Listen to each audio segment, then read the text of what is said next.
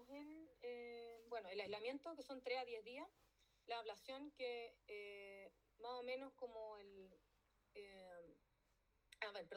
aislamiento. El paciente lo van a citar para que se tome una cápsula, que es como, que tiene un contenido como gelatinoso como alrededor, ¿ya?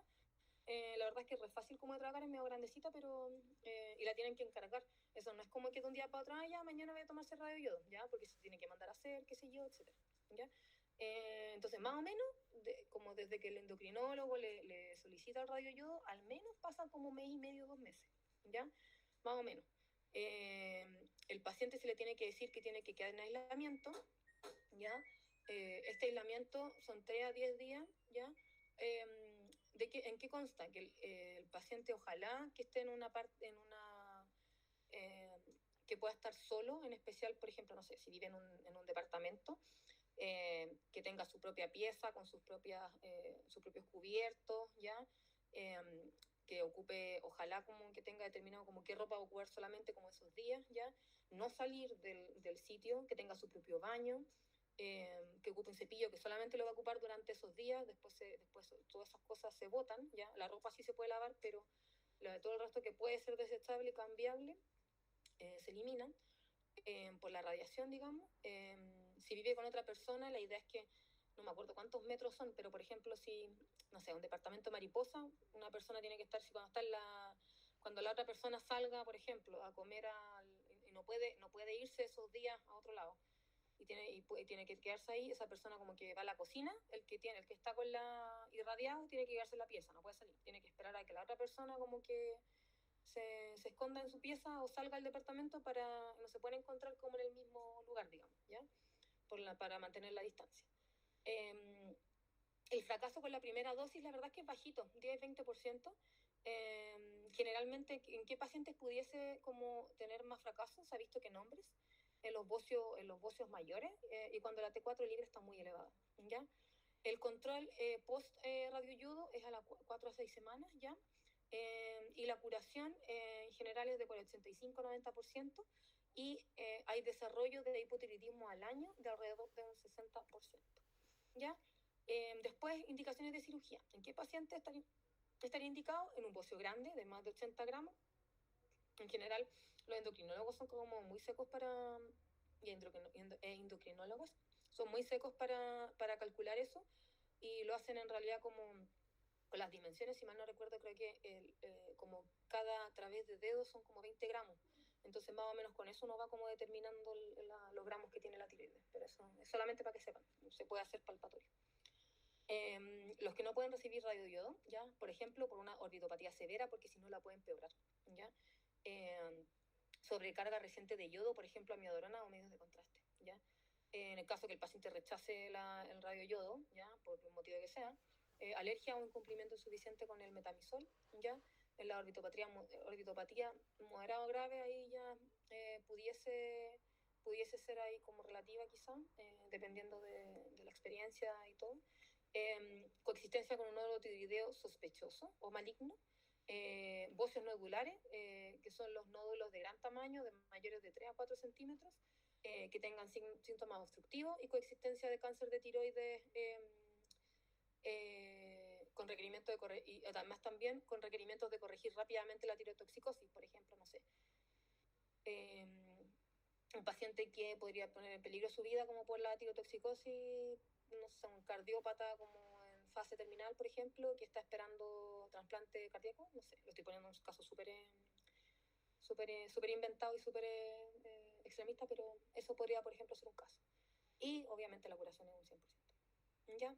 En el hipertiroidismo subclínico, ya tenemos que esta otra entidad no tan quizás conocida y no tan que tampoco se ve tanto, ¿ya? Pero igual es bueno que lo sepan, cuando la DCH está disminuida pero leve y mantiene T4 libre normal, T4 total normal, y los síntomas no son, la verdad, es que granmente perceptibles por el paciente, o si están presentes son sutiles, ¿ya? Respecto al pronóstico, un 15% desarrolla hipertiroidismo manifiesto a los 2 años, ¿ya?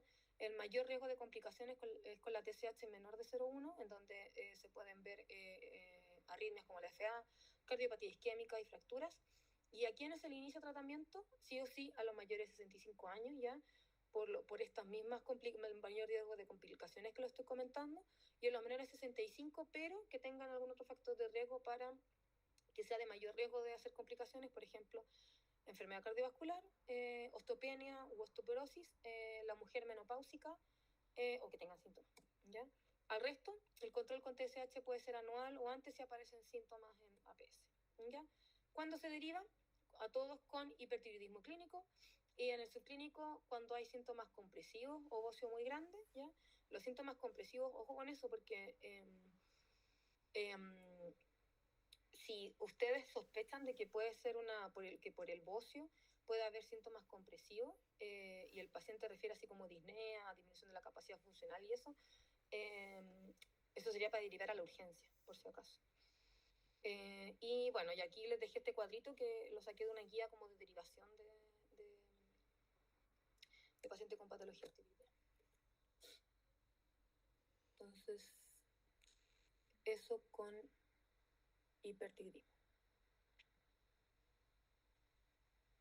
Ahora vamos con tirotoxicosis.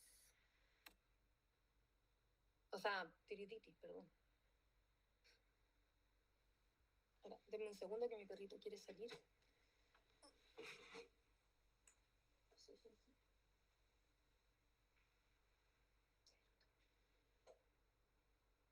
Y ahora sí. Entonces, tiroiditis. ¿Cómo vamos, chiquillos? ¿Bien? ¿Sí? Voy a hacer como que sí. Entonces, definición y conceptos. ¿Qué ocurre?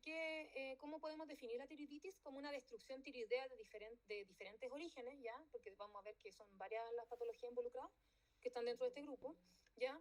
Con salida de hormonas preformadas a la circulación y que secundariamente, obviamente, van a dar síntomas de tirotoxicosis, ¿ya? Tenemos que se clasifican en agudas, que son las raras, ¿ya? Son bastante raras de ver, en subagudas y las crónicas, ¿ya? Aquí la presentación, más que nada, quizás yo creo que de las que más le deberían hacer énfasis por la prevalencia serían las subagudas, por si acaso. ¿Ya? De la epidemiología, ya tenemos que la incidencia de las subagudas, ya es de 12.1 cada 100.000 habitantes al año. De las crónicas, Hashimoto se lleva el 10% del total, que en realidad es como la más frecuente, obviamente. Y la de Riedel es menos común, con 1 cada 100.000. ¿Ya? Entonces, primero tenemos las tiroiditis crónicas, ¿ya? La linfocítica crónica o la enfermedad de Hashimoto, ya vimos previamente que tiene que haber una susceptibilidad genética, ya pueden haber precipitantes, que ya lo conversamos. Otro extra que no lo comenté en la presentación previa, que también se ha visto, de hecho lo estuve leyendo un poco en el paper de este año que salió de hipotiroidismo del Lancet, si mal no recuerdo, ya el déficit de selenio que se ha visto con aumento, como con mayor probabilidad de desarrollo de enfermedad autoinmune tiroidea. Interesante. ¿Ya? Otros, como el HLA, dentro de los factores DR5 asociado al bocio, el HLA-DR3 con la forma atrófica, ¿ya? Y además el TPO, ¿ya? Entonces, ¿qué vamos a ver? Un bocio difuso, que va a ser indoloro, con un parénquima heterogéneo y pseudonodular, ¿ya? Y que y riesgo de hipotiroidismo clínico de 3 a 5% al año, ¿ya? Por cada año, digamos. Podemos encontrar anti-TPO y anti-tiroglobulina, ¿ya? La tiroiditis fibrosa de Riedel, que es el otro nombre que tiene, es una infiltración tiroidea de linfocitos también igual, al igual que la linfocítica crónica, ¿ya? Pero también van a verse las plasmáticas, macrófagos y eosinófilos. Y aquí, tal como su nombre lo indica, hay un mayor proceso como inflamatorio con consecuente mayor también estímulo fibrótico, ¿ya? Pues se puede ver en la parte histológica una matriz densa de tejido conectivo y alinizado, y se ha visto que podía ser parte de una variante de enfermedad sistémica por IgG4, ¿ya? Que ahora está como más conocida. Antes era como no, que pudiese ser asociado, por ejemplo, con fibrosis de retroperitonea, bla, bla, bla, pero ya le tenemos nombre y enfermedad por IgG4, ¿ya? Aquí en un 60 o un 90% de los casos podrían haber presencia de anticuerpos antitiroideos, ¿ya? En alto niveles altos, ¿ya? ¿Qué podemos ver? o sea, que por qué pueden consultar los pacientes, qué podemos ver nosotros en el examen físico, que van a referir síntomas progresivos, ¿ya? Un bocio progresivo, una disfagia que va a ser cada vez más molesta para el paciente o a contenido alimentario, digamos, como de sólido a líquido, por ejemplo, o papilla, y así, ¿ya? Puede haber opresión, sensación de opresión cervical, y además se puede asociar al examen físico una masa tiroidea dura o pétrea, finalmente, porque como está fibrosa, como generaliza, así la vamos a tocar, ¿ya? Va a ser difuso, se va a ver, o sea, va a ser al eco, digamos, a la imagen, va a ser un bocio difuso, hipoecogénico, hipovascular y fibroso, ¿ya?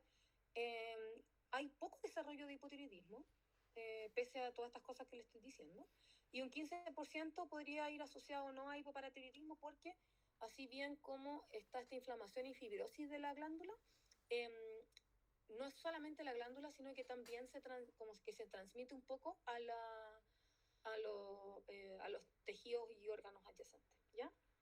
Entonces, por eso está ese 15% del hipoparatiroidismo. De hecho, también se describe que la palpación es como una glándula que queda como muy adherida, como general, a planos profundos, ¿ya? Y el diagnóstico con biopsia. De las tiroiditis subagudas, que son de las que les dije que hay que tener más ojo, y probablemente sea parte de las preguntas para la prueba, ¿ya? Tony, cállate. Curso natural, ¿ya? De cualquier tiroiditis, ¿ya? La subaguda, la posparto, silente, etc.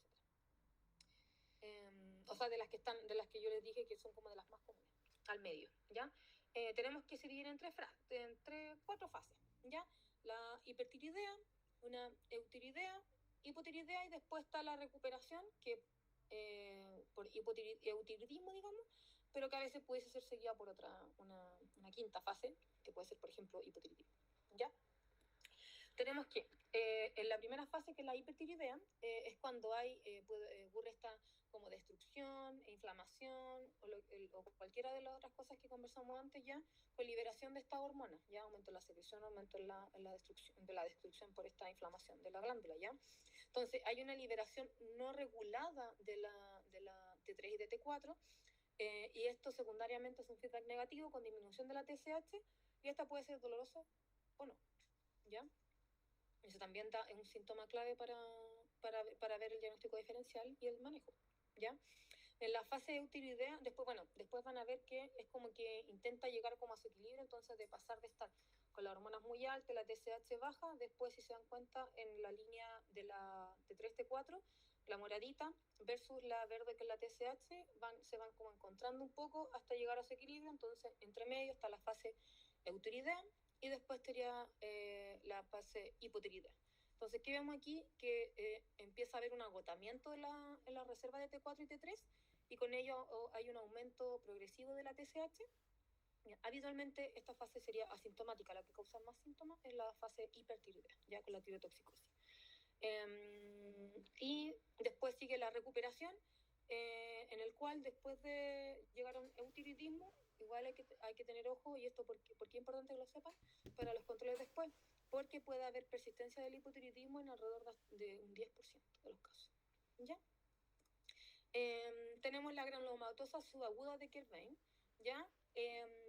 Esta yo creo que es como de las más importantes, la subaguda, ¿ya? Otro de los nombres que tiene muchos nombres. Cuando hablan de tiroiditis subaguda, más que, porque yo lo puse acá como parte como del grupo de patología, pero cuando ustedes lean en otras partes tiroiditis subaguda, como que casi siempre se refieren a esta, a la granulomatosa subaguda de Kerbein, porque es como el gran representante de este grupo, ¿ya? También se le llama nosurativa, o tiroiditis de células gigantes, y tiroiditis dolorosa, ¿ya? Se ha visto asociado a infección por virus como de parotiditis, coxsackie, influenza, adenovirus y ecovirus, ¿ya? Se ha visto presencia del HLA-B35 asociado a antígeno, y con eso estimulación de linfocitos T citotóxicos, ¿ya? Lo cual trae consigo un infiltrado inflamatorio de las células foliculares que va a ser heterogéneo, y con ello va a haber rotura de los folículos, con hallazgos de, por ejemplo, si se toman una biopsia, de células gigantes multinucleadas, ¿ya? Y podría haber presencia, después de todo este proceso, de granuloma, ¿ya? Dentro de la clínica, lo importante es que son precedidos por una infección respiratoria alta, un resfrío, porque finalmente tiene que ver con virus etiológico que tenga que ver con esto, ¿ya? 2 a 8 semanas antes, aproximadamente. Siempre hay que preguntarlo dirigidamente porque los pacientes no le van a decir eso de forma directa, ¿ya? Suele ser más frecuente en mujeres entre los 30 y los 50 años, ¿ya? Y lo que van a referir es un dolor cervical anterior que puede estar irradiado a la mandíbula o a los oídos, ¿ya? Pueden palpar un bocio difuso, o sea, un bocio, y va a haber un dolor como difuso a la palpación. No es como que, justo lo de la tiroides, sino que van a tocar y como que va a ser un dolor más bien como localizado en la parte medial inferior. Ya, de los síntomas generales podría haber fiebre y compromiso del estado general. Y en el laboratorio también veríamos, además de la tirotoxicosis, veríamos aumento de los parámetros inflamatorios al ser una patología inflamatoria como, o sea, una infección como tal, ¿ya? Entonces, y el tratamiento es sintomático, ¿ya? Con antiinflamatorios como naproxeno, ibuprofeno, ¿ya? Podrían usarse corticoides de dosis bajita en caso de que persistan los síntomas pese a los AINE, ¿ya? Eso es un dosis, digamos, esto es un periodo cortito, ¿ya? Y además también para la tirotoxicosis podríamos indicar beta bloqueo con propanolol o atenolol, ¿ya? Denme un segundito aquí.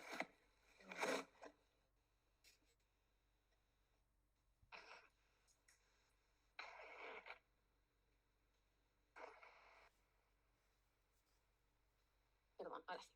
Entonces después está la lisilente o linfocítica, ¿ya? También dentro de este mismo grupo, en donde se dice que puede ser una variante del Hashimoto, ¿ya? También se produce un daño tiroideo con infiltración linfocitaria, inflamación, daño folicular, proteólisis de tiroglobulina, y con esto se liberan las hormonas preformadas, bla, bla, bla, ¿ya? Y finalmente se repara, ¿ya? Lo que sí es hay menos fibrosis que las otras formas crónicas, ¿ya? Pero tiene menos tasa de hipotiroidismo, como un 25%, ¿ya? O sea, perdón, mayor tasa de hipotiroidismo, ¿ya? Si se dan cuenta, como que uno quizás pensaría que con mayor fibrosis habría más hipotiroidismo, pero vemos que es como contrario.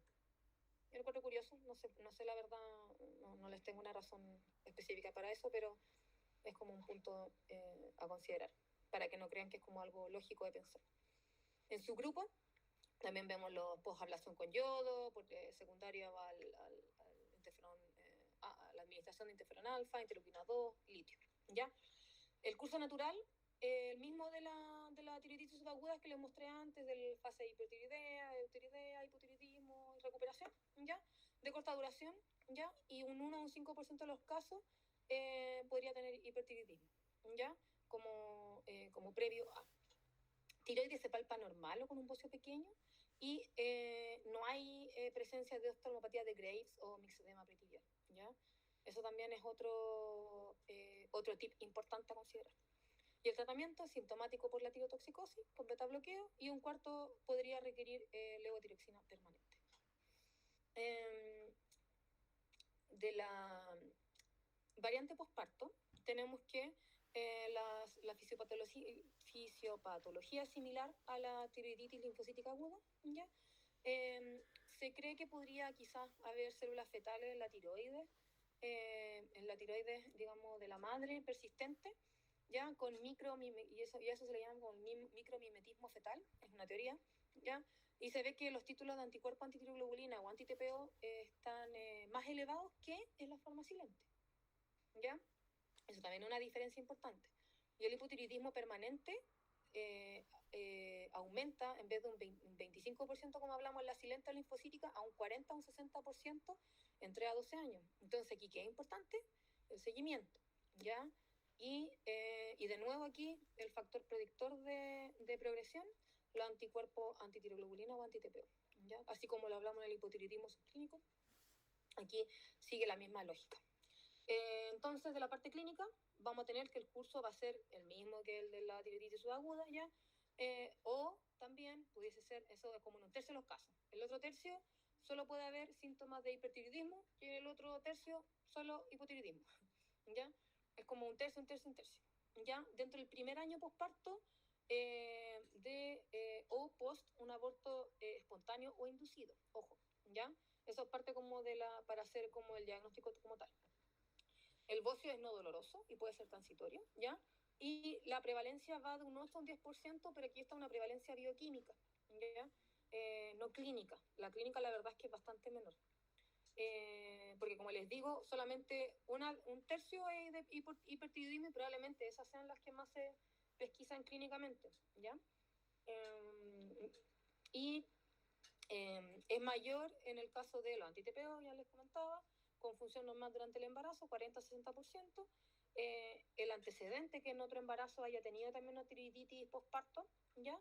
Con un 40% de más riesgo que en otras pacientes. O otra enfermedad autoinmune, y aquí el antecedente muy importante es la diabetes de tipo 1, ¿ya? Eso también es como clave como parte del diagnóstico. El tratamiento es lo mismo que la tiroiditis silente, ¿ya? Levotiroxina en caso de hipotiroidismo sintomático o TSH más de 10, ¿ya? Aquí yo creo que lo más importante es el seguimiento, porque finalmente es solo que lo más importante es que va a tener más riesgo de hacer hipotiroidismo, entonces tengo que estar atenta para que no se me escape esa hipotiroidea, ¿ya? Y la prevención pudiese ser con selenio, por lo que aparece como la suplementación de selenio en el embarazo, con medición de niveles, qué sé yo, y ver si están bajos, etcétera. ¿Ya? Pero eso, sin interrogación, todavía no es algo, al menos que yo sepa, algo como con evidencia fuerte para poder, y recomendación fuerte para hacer. De la farmacológica tenemos el litio, ya, recordarlo, los pacientes con trastorno bipolar, ya, y da presentación de tiroiditis silente, interferón alfa, ya, que pueden haber presencia después de que la administración de esto son como a los 2 meses, si mal no recuerdo, 3 meses de haber iniciado el tratamiento. Hay presencia de anticuerpos antitiroideos de nuevo, pero sin enfermedad clínica. Eso en 5, 10, 15% de los casos. Y en algunos puede haber distiroidismo también en un porcentaje menor, ¿ya? También en los otros medicamentos que aparecen acá mencionados, que son menos comunes de que ustedes lo vean, pero es para que lo sepan que existe y que, bueno, uno nunca sabe, quizás ustedes pueden ver más esto en la clínica que más adelante, cuando ya estén más. Y aquí tenemos la miodorana, ¿ya? Que parte de los medicamentos que también pueden causarlo, ¿ya? Y yo le había comentado que tenía un 37% de yodo en la estructura de este fármaco, ¿ya? Entonces se produce una tirotoxicosis inducida por amiodorana, ¿ya? ¿Por qué se produce esto? Porque de la manera intrínseca inhibe la deyodación de T4, también bloquea el receptor de T3, disminuyendo su expresión. Hay aumento de T4 en un 20 o 40%, disminuye la TBG un 30%, y además también pues, genera como de forma directa un efecto tóxico como sobre la glándula tiroides, y con eso por eso genera la tiroiditis, ¿ya?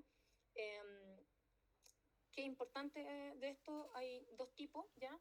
En el tipo número 1, que usualmente es en un paciente que tenga antecedentes de un bocio multinodular o difuso, ¿ya? Y en el cual aquí lo que ocurre es que hay un aumento en la síntesis de hormonas, ¿ya? Propiciado por este aumento como en su, ¿cómo decirlo? En su sustrato, ¿ya? Hay mayor sustrato, entonces se forma más, o sea, y se libera más, se forma más y se libera más, ¿ya? Y generalmente es como la media es de 3.5 meses luego de que se inició la miodorana. Y el tipo número 2, ya, que no hay bocio, o si es que lo hay es leve, ya, y es más bien una tiroiditis destructiva, que es con este efecto que yo les decía que es como tóxico sobre la glándula, ya, con liberación excesiva de T4 y T3 preformadas, ya.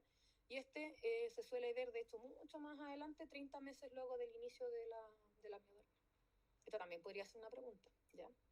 Como para que lo tengan dentro de su diagnóstico diferencial y lo piensen si es que un paciente se presenta con estos síntomas. Y en el caso, las menos frecuentes, las agudas, ¿ya? La supurada infecciosa es más como de niño, por lo que he estudiado, ¿ya?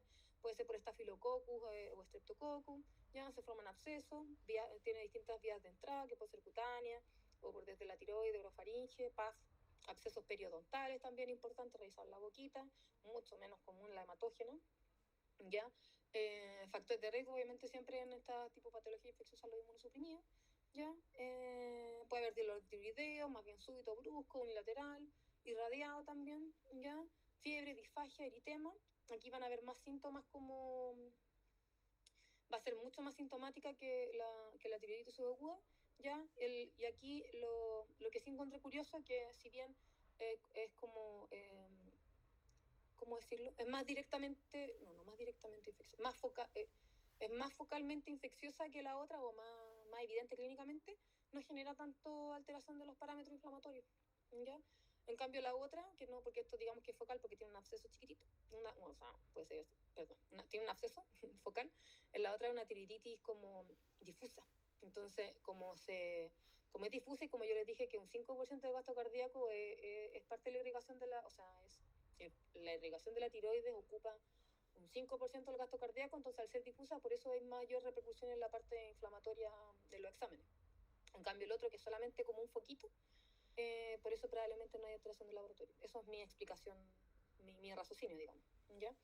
15% podría presentarse con tirotoxicosis y finalmente se estudia con eco para ver el absceso, el PAF, se pasa una PAF y se pueden ver que hay polimorfonucleares y obviamente se estudia con cultivo y tratamiento de drenaje percutáneo y antibiótico. ¿Ya? La actínica, que tiene que ver como radioterapia, con inflamación y necrosis de las células foliculares y depende del tamaño de la glándula o del nódulo y la dosis de radioyodo. Es poco frecuente, la verdad, y se presenta como 5 a 10 días post radioyodo, ya con dolor e inflamación moderada y que dura pocos días y autolimitada. Ya es menos sintomática que la subaguda. Y de las traumáticas quimiotóxicas, perdón, recién en la actinca les dije radioterapia, pero es la radioyodoterapia. ¿Ya? Y traumáticas quimiotóxicas tienen que ver como por traumática, por ejemplo, por atrición, que tiene que ver como con el cinturón, cuando el cinturón se cruza acá y hace este efecto como latigazo o lo que sea. ¿Ya? Por paz también, pero raro en realidad, y secundaria una cirugía cervical, por ejemplo, no sé, a ver, quizás como de carótida, no sé, que haya habido mucha manipulación de la zona, etcétera. De lo que me imagino, yo la verdad yo nunca he visto una, pero puede ser parte de lo más mecánico, ¿ya? Y finalmente está la causa obvia, por no sé, está el traumatismo, una cirugía cervical, está el dolor y la tirotoxicosis. Y eso. Entonces el manejo de sintomático. Eso con la tiroiditis. Y queda nódulo tiroideo y cáncer.